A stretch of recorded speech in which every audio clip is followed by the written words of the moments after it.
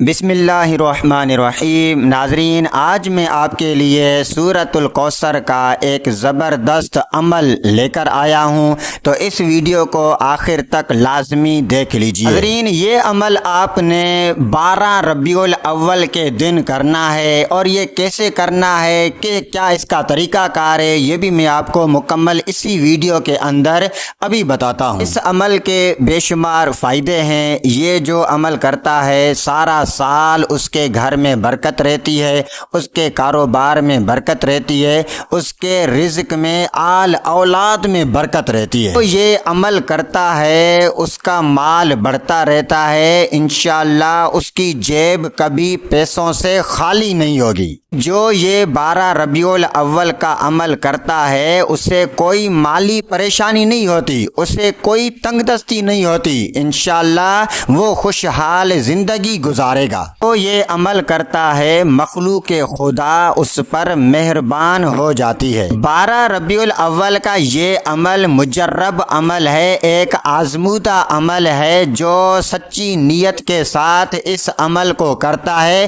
انشاءاللہ اس کی دلی خواہشات، دلی مرادیں پوری ہو جاتی ہیں۔ اور الحمدللہ سورۃ الکوثر ہر مسلمان مرد و عورت، بچوں کو بھی یاد ہوتی ہے۔ تو یہ 12 ربیع الاول کے دن عمل کیسے کرنا ہے ابھی میں آپ کو بتاتا ہوں۔ 12 ربیع الاول کے دن جو بھی آپ لنگر کر رہے ہیں، میلاد کا لنگر ہے، کوئی خیرات کر رہے ہیں، گھر میں لنگر کر رہے ہیں، گھر میں خیرات کر رہے ہیں، تو اس پر آپ نے 3 مرتبہ سورۃ الکوثر پڑھ کر دم کرنا ہے۔ اول و آخر آپ نے 3 مرتبہ درود پاک پڑھنا ہے۔ ناظرین، یہ والا عمل آپ اپنے گھر پر بھی کر سکتے ہیں۔ گھر پر آپ نے میلاد کا کوئی لنگر تیار کیا ہے یا کوئی شربت آپ نے تیار کیا ہے اور وہ شربت آپ بانٹنا چاہ رہے ہیں، تو اس شربت پر آپ 3 مرتبہ یہ سورۃ الکوثر پڑھیں، اول آخر 3 مرتبہ درود پاک بھی پڑھیں،